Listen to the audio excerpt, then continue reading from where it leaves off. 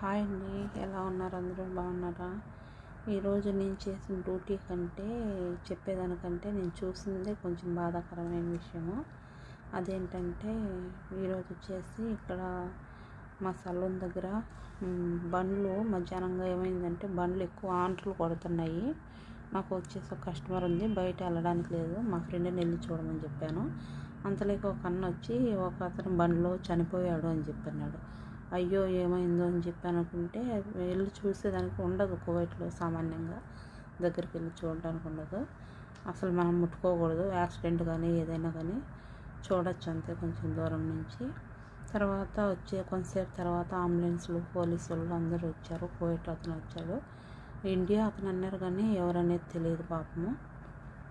ఆ తర్వాత వచ్చేసి అతనికి హార్ట్ అటాక్ వచ్చింది అనుకుంటాను. ఎందుకంటే కువైట్లో ఈ నెలంతా రంజాన్ నెలలో ఉపవాసాలు ఉంటారు కాబట్టి డ్రైవింగ్ చేసేటప్పుడు వెనుక ముందు ఒకవేళ మన వాళ్ళైనా సరే ఉపవాసం లేకుండా ఉండేవాళ్ళు ఉంటారు. యాక్సిడెంట్లు జరుగుతాయి, చాలా దారుణం జరుగుతుంది పాపం.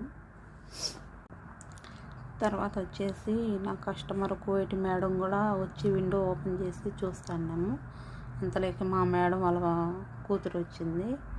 ఆ తర్వాత వచ్చేసి ఇంక అన్నీ క్లోజ్ చేసి వచ్చి నేను కస్టమర్ని పట్టుకొని ఫేస్కి థ్రెడ్డింగ్ అవి చేస్తున్నాను. ఆ తర్వాత వచ్చి మళ్ళీ ఆ పిల్లన్నిట్లే మళ్ళీ ఇంకా ఇద్దరు వచ్చారు. ఈరోజు అంతా పని వాళ్ళకే జరిపింది, మా మేడం వాళ్ళ పిల్లలకి. కస్టమర్లు ఏమి ఎక్కువ లేరు కానీ రంజాన్ నెల కాబట్టి స్టార్టింగ్లో మేడం వాళ్ళ పిల్లలు ఒక కస్టమర్ వచ్చి చేసాము. ఇంకా ఏ పని చేసినా మైండ్లో అదే ఫిక్స్ అయిపోయింది. అతను పాపం బండిలో పెట్టేటప్పుడు చెయ్యి కింద వేసేసాడంటే ఇలా పడిపోయిందంట చెయ్యి. అది ఏమైందో ఏమో పాపం అతను ఎలాగున్నాడో అని చెప్పని అదే టెన్షన్తో ఉన్నాం. మరి చనిపోయాడో లేదో అసలు ఏమి తెలియదు. అది జరిగింది ఈరోజు మా డ్యూటీ కాడ. Okay friends, bye, good night అందరికీ.